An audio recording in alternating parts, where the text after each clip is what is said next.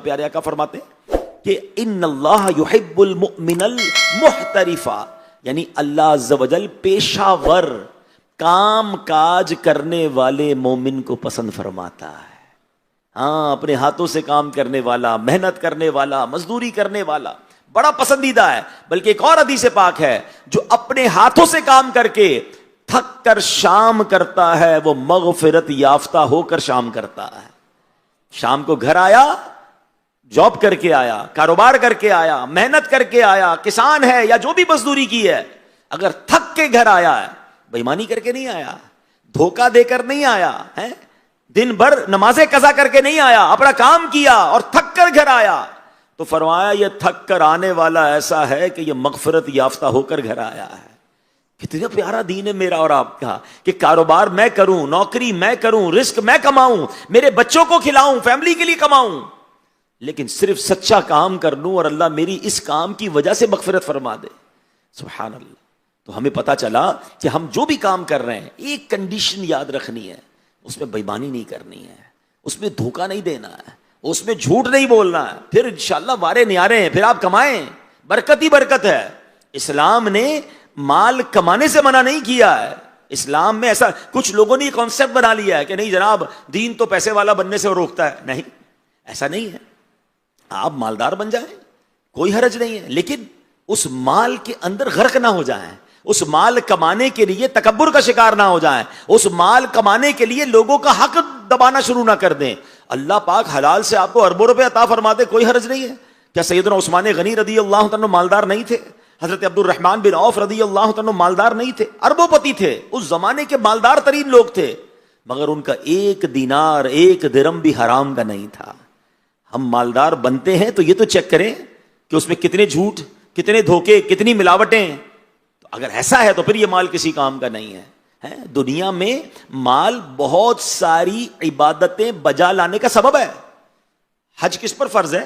مال ہوگا تو حج فرض ہے نا۔ زکوٰۃ کون دے گا؟ جو صاحب نصاب ہوگا وہ زکوٰۃ۔ یعنی ہمارے 5 فرائض میں سے جس کو مین پلر آف اسلام کہا جاتا ہے، نماز، روزہ، حج، زکوٰۃ اور توحید، یعنی ایمان لانا، ان میں سے جو 4 مین ہیں، 2 تو مال کی صورت میں ہم پر فرض ہوتے ہیں۔ مال ہوگا تو زکوٰۃ ہے اور مال ہوگا تو حج ہے۔ تو مال تو برکت کا باعث ہے، عبادت میں مدد کرتا ہے، لیکن مدد جب کرے گا نا کہ جب وہ کام سچا کیا ہوگا، وہ کام اچھا کیا ہوگا، اللہ کی رضا کے ساتھ کیا ہوگا، پھر خیر ہے انشاءاللہ۔ تو آج چونکہ زراعت پر بات ہو رہی ہے تو ماشاءاللہ ہمارا دین بھی، ہماری ہسٹری آف اسلام دیکھیں تو اس میں بھی جا بجا ہمارے لیے اس میں رہنمائی موجود ہے۔ یاد رکھیے زراعت یعنی ایگریکلچرل فارمنگ جو ہے، کھیتی باڑی کرنا جس کا مطلب ہے، اس سے مراد ایسا عمل ہے جس کے ذریعے زمین میں کھیتی کر کے انسانی زندگی کو بچانے کے لیے ضروری لوازمات یعنی سبزیاں، اناج اور پھل وغیرہ کو حاصل کیا جاتا ہے۔ اللہ پاک کی بہت ساری مخلوقات، بلکہ یہ کہا جائے تو تمام کے تمام انسان کسی نہ کسی طرح زراعت سے جڑے ہوئے ہیں، ہر کوئی اٹیچ ہے، کوئی کاشتکاری کرنے کی صورت میں، اچھا کچھ اناج کی دیکھ بھال کرتے ہیں، کچھ منڈیوں تک لانے لے جانے کا کام کرتے ہیں، کچھ خرید و فروخت کا کام کرتے ہیں، اچھا اگر یہ بھی نہیں کرتے تو کم از کم اناج کھاتے تو ہیں۔ یعنی ہر بندہ زراعت سے کنیکٹڈ ضرور ہے، اس کے بغیر زندگی نہیں گزرے گی۔ زندگی کے لیے کتنا ضروری ہے، اور سبحان اللہ اگر اللہ کی اس قدرت پر ہی غور کریں کہ اس زمین کو رب نے ایک ایسی کمال کی نعمت بنایا ہے کہ یہ زمین پوری دنیا کو چلا رہی ہے۔ ہمارا کھانا، ہمارا پینا، ہمارا پھل، ہمارا اناج صرف ہمارا نہیں، ہمارے جانوروں کا۔ اگر آپ غور کریں نا تو جو لوگ کہتے ہیں ہم تو بھائی سبزی کھاتے نہیں ہیں، ہم تو گوشت کھاتے ہیں، تو گوشت جس جانور کا کھاتے ہیں وہ کیا کھاتا ہے؟ اگر اس جانور کو اناج نہ ملے، اس جانور کو چارہ نہ ملے، یعنی زمین سے اگی ہوئی چیز وہ نیسیسری ہے ہم سب کی زندگی کے لیے۔ یعنی اگر زمین پیدا کرنا چھوڑ دے تو نہ ہم بچیں گے، نہ وہ جانور بچیں گے جن کے ذریعے ہم نے خوراک ملنی ہے۔ تو یہ اللہ کی کتنی بڑی قدرت ہے۔ اور سبحان اللہ زراعت کے پیشے کی ایک بہت کمال کی خوبی پتہ ہے کیا ہے؟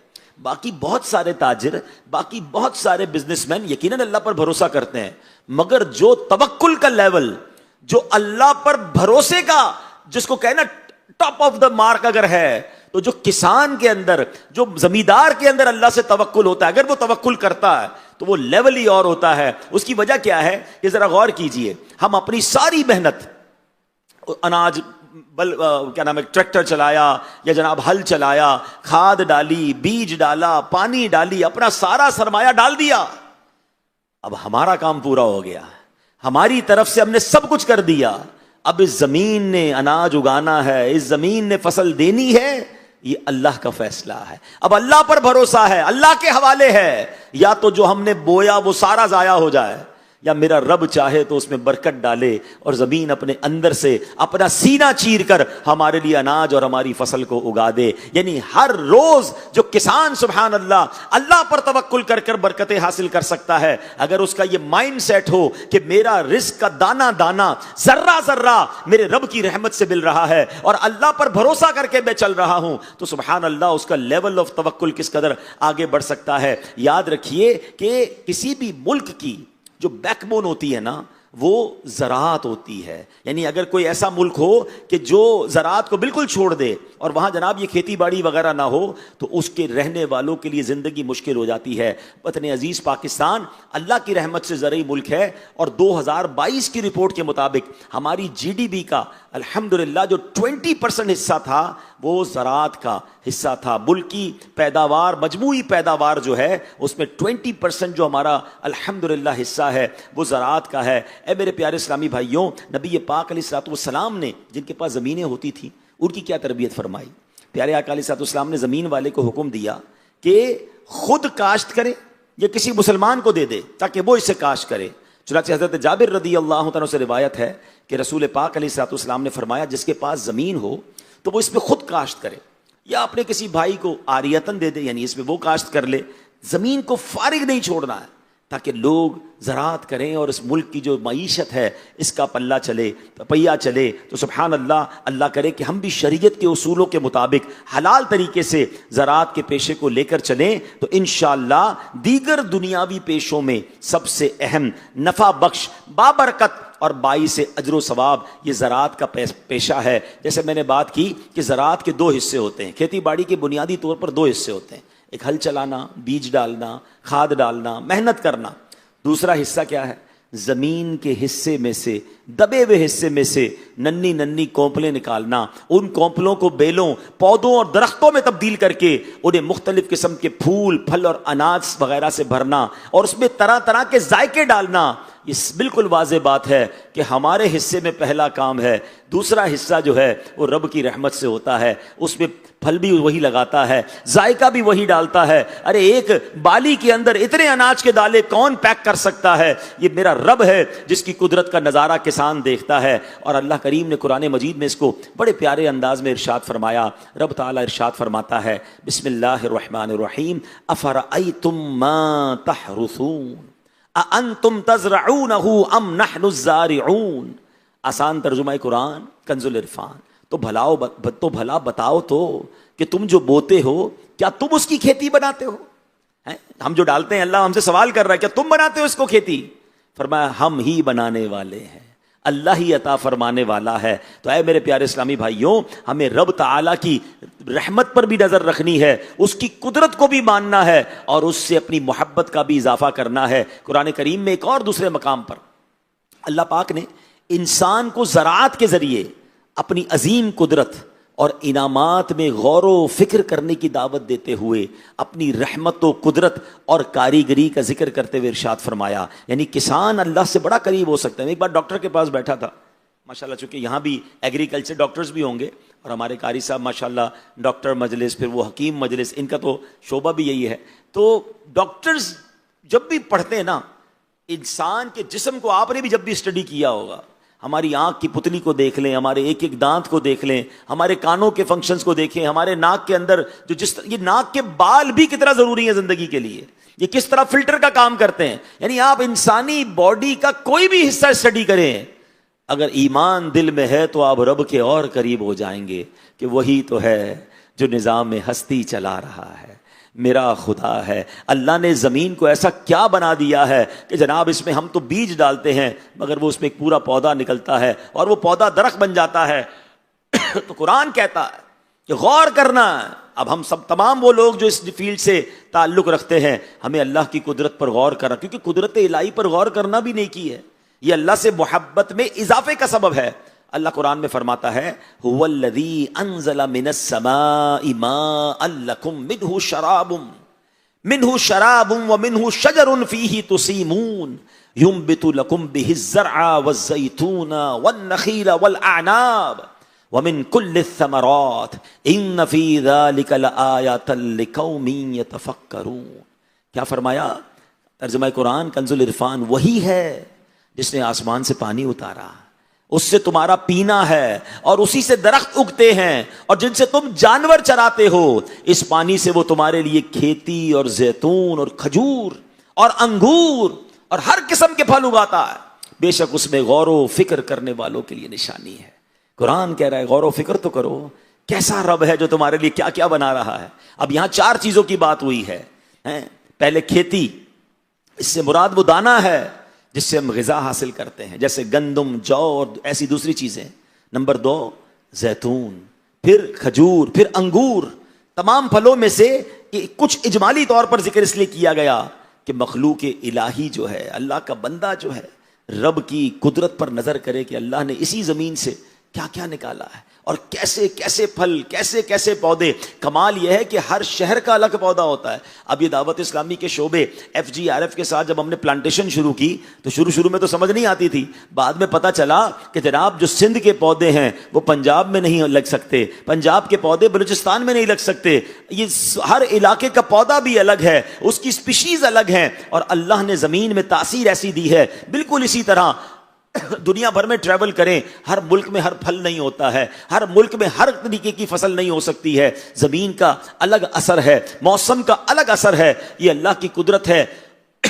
ہمیں تو زمین ایک ہی جیسی لگتی ہے جناب. اگر وہی کھاد، وہی بیج میں کراچی میں ڈالوں تو پودا نہیں آگے بڑھے گا، پنجاب میں ڈالیں تو آگے بڑھ جائے گا، کشمیر میں جائیں تو اور اچھا ہو جائے گا، افریقہ میں ڈالیں تو جناب اس پودے نے آگے نہیں بڑھنا ہے. اللہ اکبر. یہ ساری باتیں بتا رہی ہیں کہ میرے اور آپ کے ہاتھ میں کوئی کچھ نہیں ہے. ان اللہ علی کل شیء قدیر. وہ رب کریم ہے جس کی یہ قدرت کے نظارے ہم جا بجا دیکھ رہے ہیں. اور جہاں ہم نے تھوڑی دیر پہلے رزق حلال پر نبی پاک کے حدیثیں سنی اور کچھ فضائل سنے، اسپیشلی زراعت کے بارے میں میرے آقا علیہ الصلوۃ والسلام نے اس کام کے فضائل بھی بیان فرمائے. سرکار دو عالم علیہ الصلوۃ والسلام فرماتے ہیں، سنے خوش ہو جائیں. آقا فرماتے ہیں تمہارے اعمال میں سے بہترین عمل زراعت کرنا اور بکریاں رکھنا ہے. ہائے ہائے ہائے. میں تو اب یہ سچی بات ہے، یہ حدیث پڑھ کر تو دل چاہ رہا ہے کہ ہم بھی کچھ تھوڑی بہت زراعت کر لیں. ایسا نہ ہو کہ دوسری تجارت میں لگے رہیں. یہ تو سب سے افضل کام نبی پاک نے فرمایا. دوبارہ سنیں، میرے آقا فرماتے تمہارے اعمال میں سے بہترین عمل زراعت کرنا اور بکریاں رکھنا. اور آگے وضاحت فرمائی یہ انبیاء کرام علیہ السلام کا عمل ہے. اور زراعت کرنے والے کو جو مصیبت کام کرنے کے دوران پہنچتی ہے، یہاں تک کہ جب اس میں سے پرندہ کھائے اور اس کی کھیتی باڑی میں چونٹیاں چلنے لگیں، اس پر بھی اسے ثواب ملتا ہے. کبھی فصل میں کیڑے آ گئے، کبھی موسم خراب ہو گیا، کبھی بارش زیادہ ہو گئی، کبھی بارش نہیں ہوئی، کبھی کیمیکل زیادہ ڈل گیا، کبھی رات میں آ کے کوئی چوری کر گیا. سبحان اللہ. آقا فرماتے اس ہر عمل پر بھی تمہیں ثواب ملتا ہے. تو یہ تو نیکیوں والا کام ہو گیا. ایک اور جگہ میرے آقا فرماتے ہیں، سرور دو عالم علیہ السلام نے فرمایا جو مسلمان فصل بوئے پھر اس میں سے جو پرندہ انسان یا جانور کھائے تو وہ اس کی طرف سے صدقہ شمار ہوگا. آپ نے درخت لگا دیا، اس کے جناب کوئی پھل لے کے جا رہا ہے، یا آپ نے جناب سایہ کوئی لے رہا ہے، کوئی جانور سایہ لے رہا ہے، کوئی پرندہ اس میں سے کھا رہا ہے، ان سب کا ثواب اس کو مل رہا ہے جس نے یہ فصل بوئی ہے. سبحان اللہ. نبی پاک علیہ الصلوۃ والسلام فرماتے ہیں اللہ پاک نے جب انسان کی روزی کو پیدا فرمایا تو اس روزی کو زراعت اور بکریوں میں رکھا. تو ماشاءاللہ آپ اللہ پاک کے سبحان اللہ اس کارخانہ قدرت میں جس طرح اللہ دنیا بھر کو رزق پہنچا رہا ہے، اس کا ایک حصہ آپ ہیں. آپ کے ذریعے لوگوں تک رزق پہنچ رہا ہے، آپ کے ذریعے لوگوں تک کھانا پہنچ رہا ہے. اس کام کو سعادت سمجھ کر کرنا ہے، اس کام کو برکت سمجھ کر کرنا ہے. اب بدنصیب وہ ہے کہ پیشہ کمال کا اختیار کیا مگر اس میں جھوٹ بول کر اسے خراب کیا. پیشہ تو زبردست اختیار کیا، اس میں بےمانی کر کے اس میں بے برکتی کر دی، اللہ کو ناراض کر دیا. پیشہ تو وہ اختیار کیا جو نبیوں کا پیشہ تھا مگر اس پیشے میں حرام کو شامل کیا، سود کو شامل کیا، شرعی احکام نہ سیکھے. یہ بڑا پرابلم ہے کہ زراعت کام بڑا اچھا ہے مگر اس کی کچھ ٹیکنیکلٹیز ہیں، اس کے کچھ مسائل ہیں. ہیں کیسے خرید سکتے ہیں, کیسے نہیں خرید سکتے, کیسے بھائی ٹھیکے پر دے سکتے ہیں. جناب کچھ لوگ کھاد اور جو ہے وہ کیمیکل اور جو بھی بیج وغیرہ ہے وہ ادھار لیتے ہیں, بعد میں اس کے بدلے فصل دیتے ہیں. اس کی بڑے بڑے مسائل ہیں. لیکن ہم نے تو کہا ہمارے ابو جو کرتے تھے ہم وہی کر رہے ہیں, دادا جو کرتے تھے ہم وہی کر رہے ہیں. ٹھیک ہے, کاروبار آپ نے ان سے سیکھنا ہے, مگر شرعی مسائل تو عالم دین سے سیکھنے ہیں نا. ہم مسلمان پہلے ہیں نا, ہم نے یہ دیکھنا ہے کہ زراعت تو ہو رہی ہے, پیسے بھی آ رہے ہیں, مگر حرام کے آ رہے ہیں یا حلال کے آ رہے ہیں. آپ سوچیں نا کہ یعنی میں مثال دیتا ہوں کہ کوئی بندہ کسی مسجد کا خادم بن جائے تو لوگ کیا کہیں گے کہ یار کمال ہو گیا یار, سارا دن مسجد میں گزارتا ہے اور نماز ایک نہ پڑھے. تو کتنی بری بات ہوگی کہ مسجد کا خادم جہاں دنیا بھر سے لوگ نماز پڑھنے آ رہے ہیں کاروبار چھوڑ کے, اور جو مسجد میں رہ رہا ہے وہ نماز نہیں پڑھ رہا, چراغ تلے اندھیرا. تو زراعت تو اختیار کر لی, برکت والا کام بھی شروع کر دیا ہے, جس پر نبی پاک نے دعائیں دی ہیں. ایک اور جگہ پیارے آقا فرماتے ہیں کھیتی باڑی کرو, کیونکہ کھیتی باڑی کرنا باعث برکت پیشہ ہے. یعنی خود نبی پاک فرما رہے ہیں کرو, یہ بابرکت پیشہ ہے. یعنی ہمارے کاروبار کو دعا نبی پاک دے رہے ہیں صلی اللہ تعالی علیہ وسلم, اور اس کاروبار میں بے برکتی میں ڈال رہا ہوں, غلط بیانی کر کے, جھوٹ بول کے, دھوکہ دے کر, عشر نہ دے کر, جس کا حق ادا نہ کر کے. کچھ لوگوں کو تو یہی سمجھ نہیں آتی کہ یار یہ بار بار عشر دینا ہے, جتنی بار فصل اگے گی اتنا عشر دینا ہے. باقی لوگوں کو سال میں ایک زکات ہے, میری سال میں 2 فصلیں میں 2 بار عشر کیوں دوں؟ اپنی عقل سے فیصلہ نہیں کرنا ہے. وہ رب تمہیں 2 بار زمین کا سینہ چیر کر روزی دے رہا ہے, وہ رب تمہیں دے رہا ہے. اگر آپ اس کا حق ادا نہیں کرو گے تو ہم نے لوگوں کی فصلیں برباد ہوتے بھی دیکھی.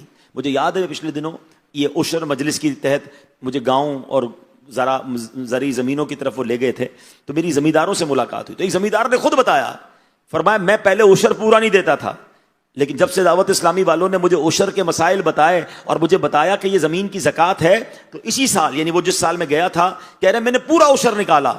ہمارے آس پاس کی فصلیں, اس پہ کئی فصلیں تباہ ہو گئی اور کئی جگہوں پر ان کی بہت کم کاشت ہوئی, اور اللہ کی رحمت سے میری فصل ڈبل ہو گئی.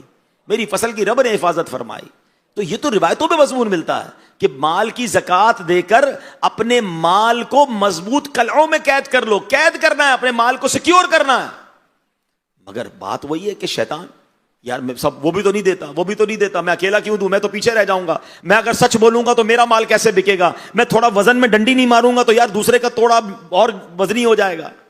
تو پھر ایمان کہاں گیا, پھر اللہ پر بھروسہ کہاں گیا. ارے آپ تو وہ لوگ تھے کہ جن کا بھروسے کی مثالیں لوگ دیتے ہیں کہ کسان سے زیادہ, زمیندار سے زیادہ اللہ پر بھروسہ کون کرتا ہے؟ جو اپنی ساری کمائی زمین میں ڈال کر اب اللہ سے دعا کرتا ہے کہ میرے مولا اس کمائی کو برکت والا بنا دے, اے اللہ اس زمین سے مجھے اناج نکال کر دے. جب آپ کو رب پر اتنا بھروسہ ہے تو پھر زکات دیتے وقت دل چھوٹا کیوں ہو جاتا ہے؟ پھر جناب ملاوٹ کرتے وقت دل چھوٹا کیوں ہو جاتا ہے؟ وزن میں ڈنڈی مارتے وقت دل چھوٹا کیوں ہو جاتا ہے کہ یار نہیں میں ڈنڈی ماروں گا نہیں تو میرا نفع کم ہو جائے گا؟ ارے تم نے تو سارا سرمایہ زمین میں ڈال کر رب سے کہا تھا کہ میرے مولا اس میں سے نکال دے. وہ رب نہ نکالتا تو ہمارا کیا بنتا ہے؟ ہم بیج بھی ڈالتے, کھاد بھی ڈالتے, ہل بھی چلاتے, کیمیکل بھی ڈالتے, اور فصل ہی نہ نکلتی تو ہم کیا کر لیتے؟ وہ رب نے جب ہم پر رحمت فرمائی ہے تو پھر اب ہمارا کام یہ ہے کہ ہم اس میں بے ایمانی کا تڑکا ڈال کر اپنی روزی کو حرام نہ کریں. کبھی زندگی میں میرے پیارے اسلامی بھائیوں حرام کی طرف مت جائیے گا. حرام شاید تھوڑے دنوں کے لیے مال کو بڑھا تو دیتا ہے, کیلکولیٹر کے حساب سے لگ رہا ہوتا ہے کہ یار یہ تو جھوٹ بول کر تھوڑے پیسے اور بن گئے ہیں, تھوڑا ناپ تول میں ڈنڈی ماری تو اور پیسے بن گئے, جناب ذخیرہ اندوزی کی تو یہ پیسے اور بن گئے, جو غلط کام ہے. مگر یہ پیسے جاتے بھی ایسے ہی ہیں, کبھی بیماری میں, کبھی ٹینشن میں, کبھی کوئی حادثہ ہو جاتا ہے, آگ لگ جاتی ہے, فصلیں برباد ہو جاتی ہیں. کیا کرنا ہے اس پیسے کا؟ پیسہ اصل میں پتہ ہے پرابلم کیا ہے؟ ہم لوگوں نے برکت کو کوانٹٹی میں ڈھونڈا ہوا ہے. ہم سمجھتے ہیں جس کی کئی قلے کہتے ہیں نا, کئی قلے, کئی مربع زمین ہے تو جناب وہ جناب جو ہے نا بڑا برکت والا ہے, وہ اس کے جناب بڑی ذمہ داری ہے, وہ اس کے اتنے ملازم, اتنی گاڑیاں, اتنے بنگلے, اتنی کوٹھیاں. اصل برکت والا تو یہ ہے. یہی ہم غلطی کرتے ہیں. یاد رکھیے برکت کوانٹٹی میں نہیں, برکت کوالٹی میں ہے. میں آپ سے سوال کرتا ہوں, کسی کی کئی مربع زمینیں ہوں, ہزاروں ملازمین, کروڑوں کی آمدنی, اور رات چین کی نیند نہ آتی ہو, بچے نافرمان ہوں, بڑی بیماری لگی ہوئی ہو, اس کے اپنی زمینوں سے ٹرک کے ٹرک گندم کے نکلتے ہوں مگر خود وہ گندم کا ایک نوالا نہ کھا سکتا ہو، ایسی بیماری ہو، بتاؤ یہ پیسے کام کے ہیں؟ اور ایک بندہ ہے جس کے پاس بے شک 1 ایکڑ زمین ہو، تھوڑے سے پیسے کماتا ہو، سارے حلال، ایک ایک دانہ حلال، سکون کی نیند سوتا ہو، کوئی بڑی بیماری نہیں، بچے سارے نیک نمازی، بتاؤ نا دونوں میں برکت والا کون ہے؟ یاد رکھیے برکت، میں اس کو آسان کر دیتا ہوں، برکت تعداد میں نہیں ہے، برکت معیار میں ہے، کوانٹٹی میں نہیں ہے، کوالٹی میں ہے۔ میری لائف پرسکون ہے نا، مجھے کوئی ٹینشن نہیں ہے، یقین کریں میں سب سے زیادہ امیر ہوں اور بینک اکاؤنٹ بھرے ہوئے ہیں مگر بندے بھی ڈھونڈ رہے ہیں، ٹینشن سے نیند نہیں آ رہی، نیند کی گولی روز کھا رہا ہوں، ٹیکس والے الگ ڈھونڈ رہے ہیں، ڈاکو الگ ڈھونڈ رہے ہیں، جان کو الگ خطرہ ہے، دشمنیاں الگ ہیں، اس گاؤں میں جا سکتا ہوں اس گاؤں میں نہیں جا سکتا۔ کون سی زندگی ہے یہ بھائی؟ یہ کون سی برکت والی زندگی ہے؟ پیسہ کس کام کا تمہارے؟ اللہ سے برکت مانگنا ہے، رحمت مانگنا ہے، اور یہ حلال میں ہے۔ جس دن یہ بات سمجھ آ گئی نا، رائٹ لیفٹ نہ دیکھا کرو۔ ہمارے ساتھ یہ ہوتا ہے کہ یار جب میں حلال کروں گا تو میں تو پیچھے رہ جاؤں گا، یار سارے ہی جھوٹ بول رہے ہیں، سارے ہی ملاوٹ کر رہے ہیں، سارے ہی ڈنڈی مار رہے ہیں، سارا وہ تو عشر دیتے نہیں ہیں۔ نہیں، مجھے اپنی قبر میں اکیلے جانا ہے، اپنی قبر میں جا کر اپنا حساب دینا ہے، مجھ سے پوری مارکیٹ کا حساب نہیں لیا جائے گا۔ لوگ کہتے ہیں ساری مارکیٹ جھوٹ بولتی ہے، مولانا صاحب اکیلے سچ بول کے کیا ہوگا؟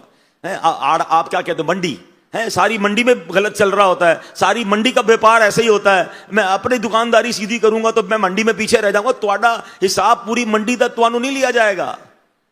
مجھ اکیلے کا حساب قبر میں لیا جائے گا۔ میں نے اکیلے نبی پاک سے ملاقات کرنی ہے۔